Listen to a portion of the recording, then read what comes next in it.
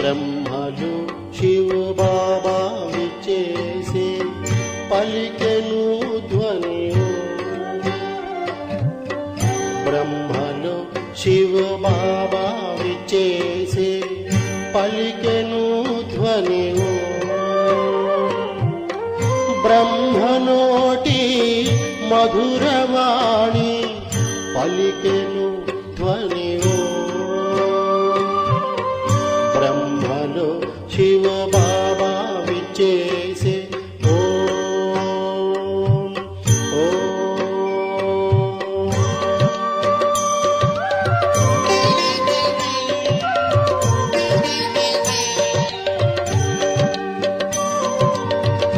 ఓమని మధుర ధ్వనితో పరివర్తన చేసే ప్రేమ శాంతి నేటి జనుల జీవితం మార్చే ఆదిదేవ ప్రజాపితా శ్రీ పలికెను ధ్వనివో. బ్రహ్మనోటి మధురవాణి పలికెను ధ్వనివో. బ్రహ్మలో శివబాబా విచ్చేసి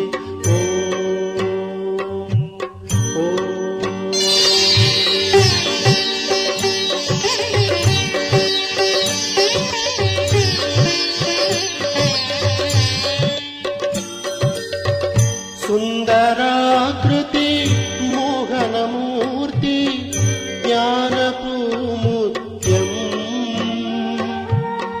దివ్యమోమున సందమామ మెరిసెటి జ్యోతి. దివ్య దర్శన దివ్యవాణి పలికెను ధ్వనివో. బ్రహ్మనోటి మధురవాణి పలికెను ధ్వనివో. బ్రహ్మలో శివబాబా విచ్చేసి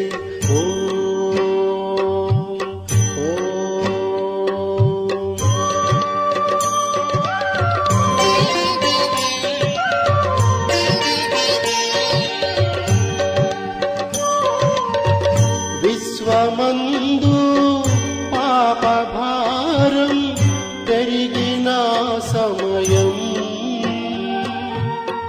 ధర్మస్థాపనకై బాబా ధరణికే దించే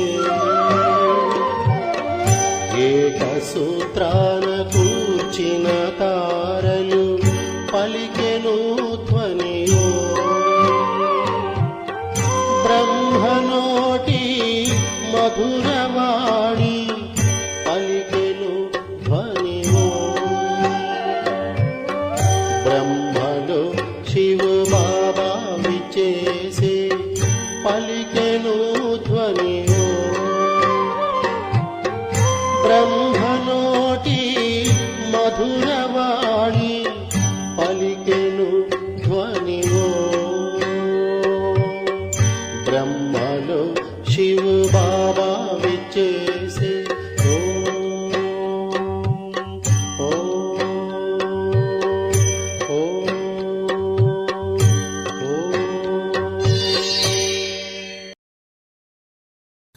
ఓం శాంతి. మధురమైన పిల్లలారా, సత్సంగము జ్ఞాన మార్గంలో మాత్రమే ఉంటుంది. ఇప్పుడు మీరు సత్యమైన తండ్రి సాంగత్యంలో కూర్చొని ఉన్నారు. తండ్రి స్మృతిలో ఉండుటమనగా సత్సంగం చేయడం. ప్రశ్న: పిల్లలు, మీకు సత్సంగం ఈ సమయంలోనే అవసరం. ఎందుకంటే ఒక్క సత్యమైన తండ్రి, సత్యమైన టీచరు, సత్యమైన సద్గురు సాంగత్యం వల్లనే తమో ప్రధాన ఆత్మలు సతో ప్రధానం అంటే అపవిత్రంగా ఉండి అపవిత్రంగా అవుతారు. సత్యమైన తండ్రి సాంగత్యం లేకుంటే నిర్బల ఆత్మలు శక్తివంతంగా అవ్వలేవు. తండ్రి సాంగత్యం ద్వారా ఆత్మలో పవిత్రతా శక్తి వస్తుంది. 21 జన్మలకు వారి నావ తీరానికి చేరుకుంటుంది. ఓం శాంతి. పిల్లలు సత్సంగంలో కూర్చొని ఉన్నారు. ఈ సత్సంగంలో పిల్లలు కల్పకల్పము ఈ సంగమ యుగంలోనే కూర్చుంటారు. సత్యమైన సాంగత్యం అంటే ఏమిటో ప్రపంచంలోని వారికి తెలియదు. సత్సంగము అనే పేరు మాత్రం అవినాశిగా వస్తూనే ఉంటుంది. భక్తి మార్గంలో కూడా మేము ఫలానా సత్సంగానికి వెళ్తున్నామని అంటారు. కానీ వాస్తవానికి భక్తి మార్గంలో సత్సంగానికి ఎవ్వరూ వెళ్ళరు. సత్సంగము ఒక జ్ఞాన మార్గంలోనే ఉంటుంది. ఇప్పుడు మీరు సత్యమైన సాంగత్యంలో కూర్చొని ఉన్నారు. ఆత్మలు సత్యమైన తండ్రి సాంగత్యంలో ఉన్నారు. ఏ ఇతర చోట ఆత్మలు పరంపిత పరమాత్మ సాంగత్యంలో కూర్చోవు. ఎందుకంటే తండ్రి అంటే ఎవరో తెలియదు. మేము సత్సంగానికి వెళ్తామని అంటారు. కానీ వారు దేహాభిమానంలోకే వచ్చేస్తారు. మీరు దేహాభిమానంలోకి రారు. మనమంతా ఆత్మలమని, సత్యమైన తండ్రి సాంగత్యంలో కూర్చున్నామని భావిస్తారు. ఇతర మనుష్యులెవరూ సత్యమైన సాంగత్యంలో కూర్చోలేరు. సత్యంతో సాంగత్యము అనే పేరు కూడా ఇప్పటిదే. సత్యానికి యథార్థమైన అర్థము తండ్రి కూర్చొని తెలియచేస్తూ ఉన్నారు. ఆత్మలైన మీరు, పరమాత్మ అయిన తండ్రి ఎవరైతే సత్యమైన వారో వారి జతలో కూర్చొని ఉన్నారు. వారు సత్యమైన తండ్రి, సత్యమైన టీచర్, సత్యమైన సద్గురు. అంటే మీరు సత్సంగంలో కూర్చొని ఉన్నారు. మీరు ఇక్కడ ఇంటిలో కూర్చొని ఉన్న స్వయాన్ని ఆత్మగా భావించి తండ్రిని స్మృతి చేస్తారు. ఆత్మలమైన మనము ఇప్పుడు సత్యమైన తండ్రిని స్మృతి చేస్తూ ఉన్నాము. అంటే సత్యమైన సాంగత్యంలో ఉన్నాము. తండ్రి మధువనంలో కూర్చొని ఉన్నారు. తండ్రిని స్మృతి చేసే అనేక విధమైన యుక్తులు కూడా మీకు తెలుసు. స్మృతి ద్వారానే వికర్మలు వినాశమవుతాయి. మనము 16 కళ సంపూర్ణులుగా అవుతామని, మళ్ళీ కిందకి వస్తూ వస్తూ కళలు తగ్గిపోతాయని కూడా పిల్లలు మీకు తెలుసు. భక్తి కూడా మొదట అవ్యభిచారిగా ఉంటుంది. తర్వాత దిగుతూ దిగుతూ వ్యభిచారి భక్తిగా అయిపోతుంది. తమో ప్రధానమైపోతారు. కనుక మళ్ళీ సత్యమైన సాంగత్యము తప్పకుండా అవసరము. లేకుంటే పవిత్రం ఎట్లా అవుతారు? ఇప్పుడు ఆత్మలైన మీకు సత్యమైన తండ్రి సాంగత్యం లభించింది.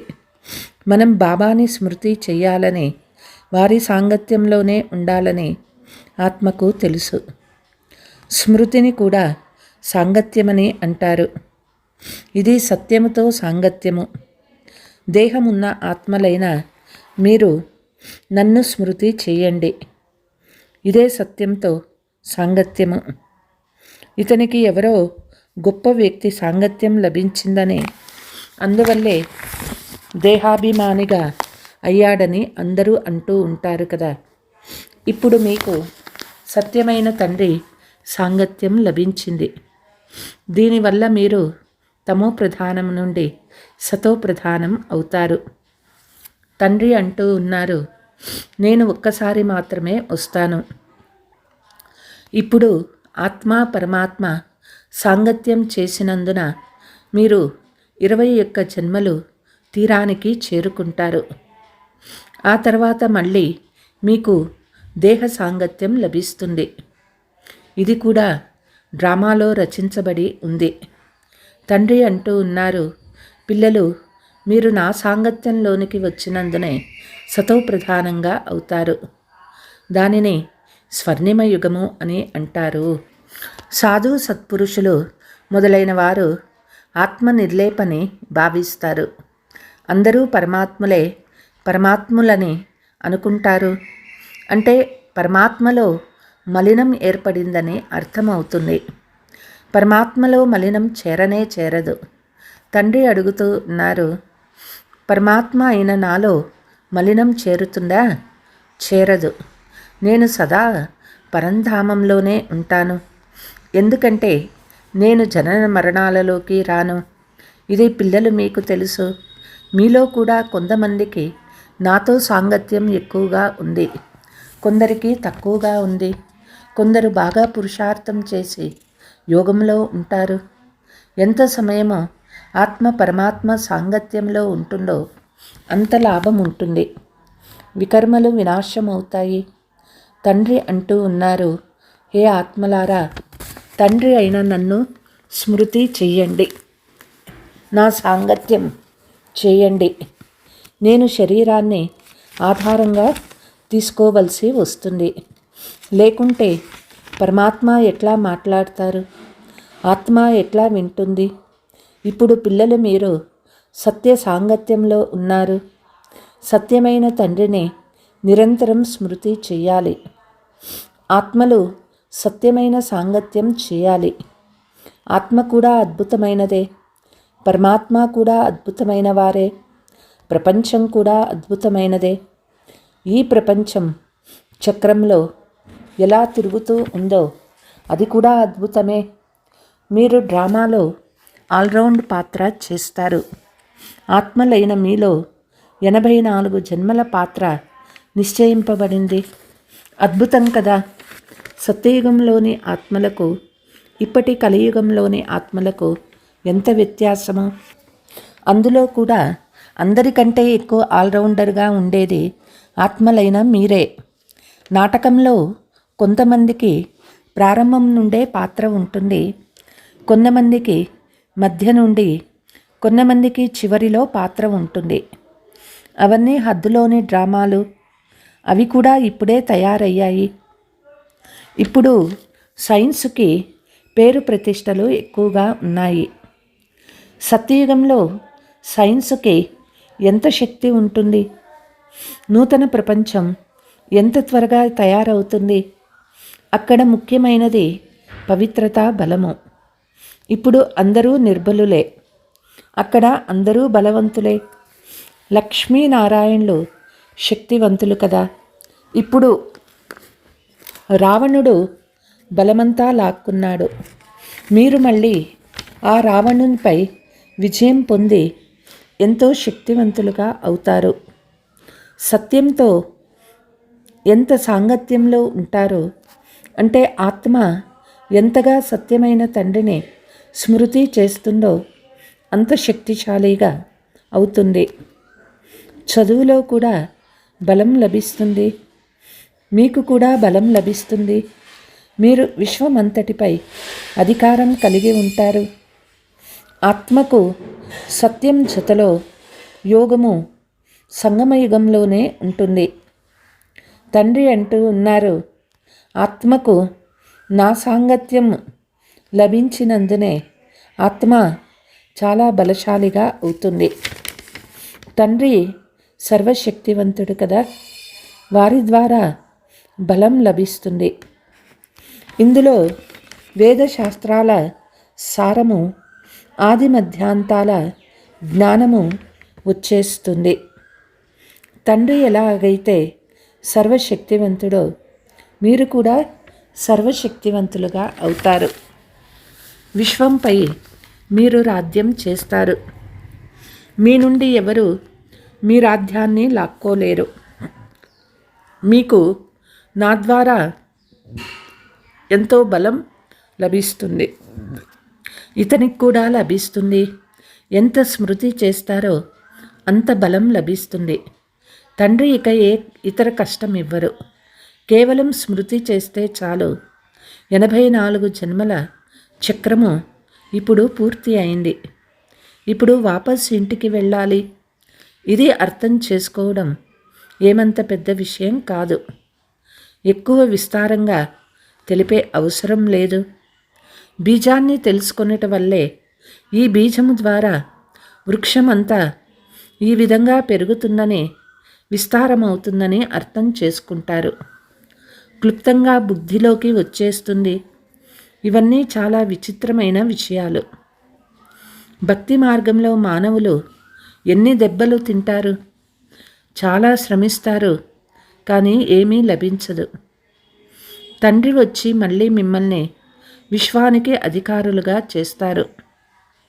మనము యోగ బలంతో విశ్వమంతటికి అధికారులుగా అవుతాము. మీరు చేయవలసిన పురుషార్థం ఇదే. భారతదేశ యోగము ప్రసిద్ధి చెందింది. యోగము ద్వారా మీ ఆయువు ఎంతో వృద్ధి చెందుతుంది. సత్య సాంగత్యం ద్వారా మీకు ఎంతో లాభముంది.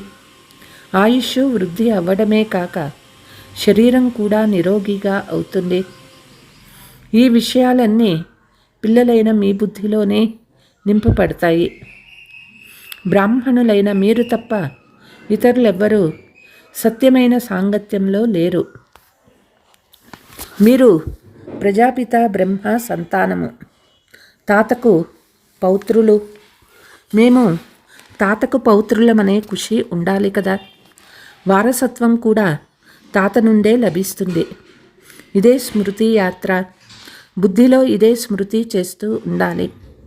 ఆ సత్సంగాలలో అయితే ఒకచోటలో వెళ్ళి కూర్చుంటారు. ఇక్కడ అటువంటి విషయమేమీ లేదు. ఒక్కచోట కూర్చుంటేనే సత్యమైన సాంగత్యం జరుగుతుందని అనుకోరాదు. అలా కాదు, లేస్తూ కూర్చుంటూ నడుస్తూ తిరుగుతూ వారిని స్మృతి చేస్తే మనం సత్యమైన సాంగత్యంలోనే ఉంటాము. స్మృతి చేయకుంటే దేహాభిమానంలో ఉంటాము. దేహము అసత్యమైనది కదా, సత్యమైనది కాదు.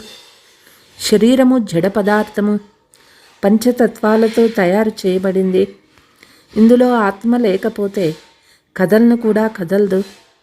మానవ శరీరానికి ఏ విలువ లేదు. ఇతర శరీరాలన్నిటికీ విలువ ఉంది.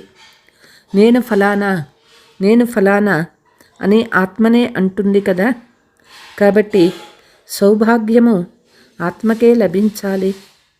తండ్రి చెప్తూ ఉన్నారు, గుడ్లు, చేపలు, మాంసము అన్నీ తింటూ ఉంటారు కనుక ఇప్పుడు ఆత్మ ఎంతో పతనానికి చెంది వచ్చేసింది.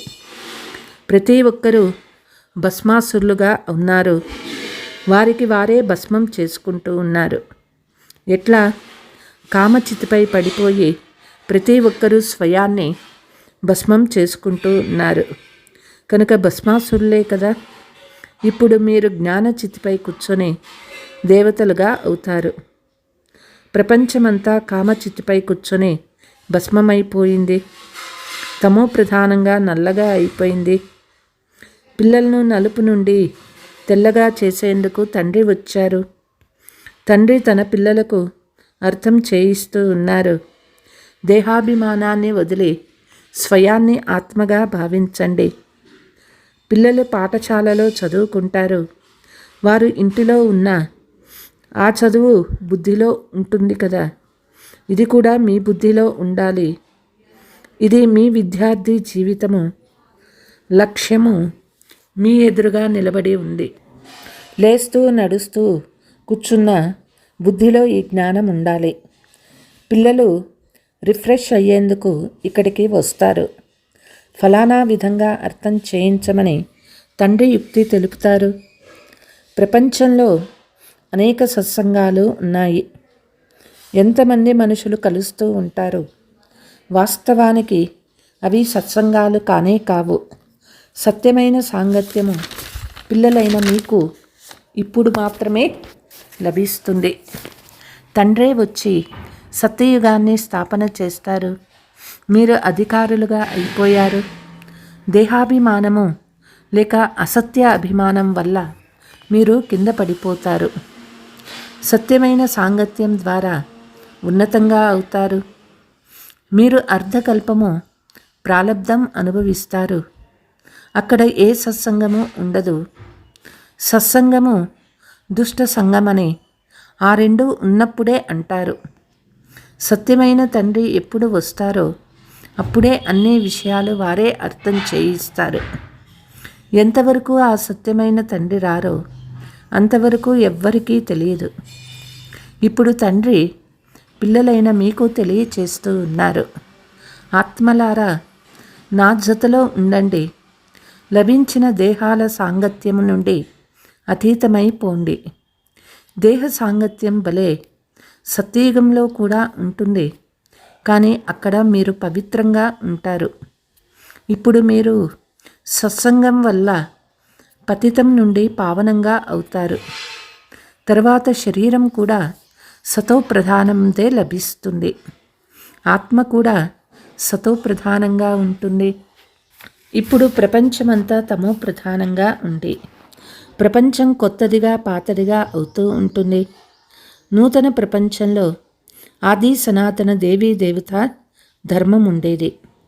ఈరోజు ఆ ధర్మాన్ని మర్చిపోయి ఆది సనాతన హిందూ ధర్మానికి చెందిన వారసుని అంటారు. తికమక పడి ఉన్నారు. ప్రాచీన దేవీ దేవతా ధర్మానికి చెందిన వారమని ఇప్పుడు భారత్వాసీలైన మీరు భావిస్తారు. సత్యయుగానికి అధికారులుగా ఉండేవారము, కానీ ఆ నష ఎక్కడుంది? కల్పము ఆయుష్ చాలా ఎక్కువగా వ్రాసేశారు. అన్ని విషయాలు మర్చిపోయారు. దీని పేరే భూల్ భులయ్యా ఆట. ఇప్పుడు సత్యమైన తండ్రి ద్వారా మొత్తం జ్ఞానమంతా తెలుసుకున్నందున ఉన్నత పదవి పొందుతారు. మళ్ళీ అర్ధకల్పం తర్వాత కింద పడతారు. ఎందుకంటే రావణ రాజ్యం ప్రారంభమవుతుంది. ప్రపంచం పాతదైపోతుంది కదా. మనం నూతన ప్రపంచానికి అధికారులుగా ఉండేవారము. ఇప్పుడు పాత ప్రపంచంలో ఉన్నామని అర్థం చేసుకున్నారు. కొంతమందికి ఇది కూడా గుర్తుండదు. బాబా మనల్ని స్వర్గవాసులుగా చేస్తారు. అర్ధకల్పం మనం స్వర్గవాసులుగా ఉంటాము. మళ్ళీ అర్ధకల్పం తర్వాత కింద పడతారు. ఎందుకంటే రావణ రాజ్యం ప్రారంభమవుతుంది. ప్రపంచం పాతదంటూ అవుతుంది కదా. బాబా మనల్ని స్వర్గవాసులుగా తయారు చేస్తున్నారని మీరు భావిస్తారు. అర్ధకల్పం స్వర్గవాసులుగా ఉంటాము. అర్ధకల్పం నరకవాసులుగా అవుతాము. మీరు కూడా నెంబర్ వారు పురుషార్థానుసారం మాస్టర్ సర్వశక్తివంతులుగా అవుతారు. ఇది జ్ఞాన అమృత డోసు. శ్రీబాబాకు పాత అవయవాలు లభించాయి, కొత్తవి లభించవు. పాత శరీరం లభిస్తుంది. తండ్రి వానప్రస్థలోనే వస్తారు. పిల్లలు సంతోషంగా ఉంటే తండ్రి కూడా సంతోషంగా ఉంటారు. తండ్రి అంటూ ఉన్నారు, పిల్లలకు జ్ఞానం ఇచ్చి రావణ్ నుండి విడిపించేందుకు నేను వస్తాను. పాత్ర ఖుషీగా అభినయించాలి.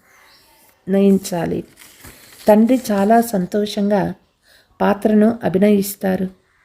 తండ్రి కల్పకల్పము రావాల్సి వస్తుంది. ఈ పాత్ర ఎప్పుడూ ఆగిపోదు. పిల్లలకు చాలా సంతోషం ఉండాలి. ఎంతెంత సత్యంతో సాంగత్యం చేస్తారో అంత సంతోషం ఉంటుంది. స్మృతి తక్కువగా ఉంది, అందువల్లనే అంత ఖుషి ఉండదు. తండ్రి తన పిల్లలకు వారసత్వం ఇస్తారు. ఏ పిల్లలు సత్యమైన హృదయం కలవారిగా ఉంటారో వారిపై తండ్రికి చాలా ప్రేమ ఉంటుంది. సత్యమైన హృదయం ఉంటే బాబా రాజీ అవుతారు. ఆంతరికంగా బాహ్యంగా ఎవరు సత్యంగా ఉంటారో, తండ్రికి సహాయులుగా ఉంటారో, సేవలో తత్పరులై ఉంటారో వారే తండ్రికి ప్రియమైన వారుగా ఉంటారు. మేము సత్యమైన సేవ చేస్తూ ఉన్నామా అని మీకు మీరే ప్రశ్నించుకోండి. సత్యమైన బాబా సాంగత్యంలో ఉన్నామా? సత్యమైన బాబా సాంగత్యంలో లేకుంటే గతి ఏమవుతుంది? చాలామందికి దారి చూపుతూ ఉంటే ఉన్నతమైన పదవి కూడా పొందుతారు. సత్యమైన తండ్రి ద్వారా మేము ఏ వారసత్వము పొందుతున్నామని ఆంతరికంలో చూసుకోండి. నెంబర్ వారుగా ఉన్నారని మీకు తెలుసు. ఒక్కరు పొందుకున్న వారసత్వానికి మరొకరు పొందుకున్న వారసత్వానికి రాత్రి పగలు ఉన్నంత వ్యత్యాసం ఉంటుంది. अच्छा, मीठे मीठे शकीलते बच्चों प्रति माता पिता बाप दादा का याद प्यार और गुड मॉर्निंग. रूहानी बाप की रूहानी बच्चों का नमस्ते।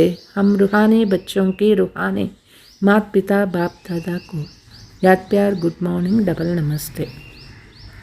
ధారణ: మీకు లభించిన దేహ సాంగత్యం నుండి అతీతంగా ఉండాలి. సత్యమైన సాంగత్యం ద్వారా పావనంగా అవ్వాలి. విద్యార్థి జీవితంలో నడుస్తూ తిరుగుతూ బుద్ధిలో జ్ఞాన చింతన జరుగుతూ ఉండాలి.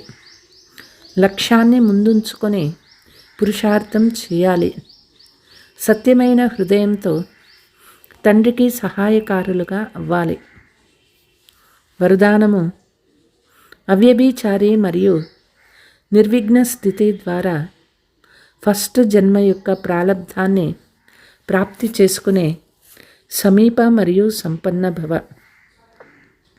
ఏ పిల్లలైతే ఇక్కడ తండ్రి గుణాలు మరియు సంస్కారాలకు సమీపంగా ఉంటారో, సర్వ సంబంధాలతో తండ్రి తోడును లేక సమానతను అనుభవం చేస్తారో, వారే అక్కడ రాయల్ కులంలో ఫస్ట్ జన్మ యొక్క సంబంధంలో సమీపంగా వస్తారు. ఎవరైతే ఆది నుండి ఇప్పటి వరకు అవ్యభిచారిగా మరియు నిర్విఘ్నంగా ఉన్నారో వారే ఫస్ట్లో వస్తారు. నిర్విఘ్నం అంటే విఘ్నాలు రానే రాకుండా ఉండడం కాదు, విఘ్న వినాశకులుగా లేక విఘ్నాలపై సదా విజయులుగా ఉండాలి. ఈ రెండు విషయాలు ఆది నుండి అంతిమం వరకు బాగుంటే ఫస్ట్ జన్మలో సాతీలుగా అవుతారు. స్లోగన్: సైలెంట్ శక్తి ద్వారా నెగటివ్ని పాజిటివ్లోకి పరివర్తన చేయండి. అచ్చా. ఓం శాంతి.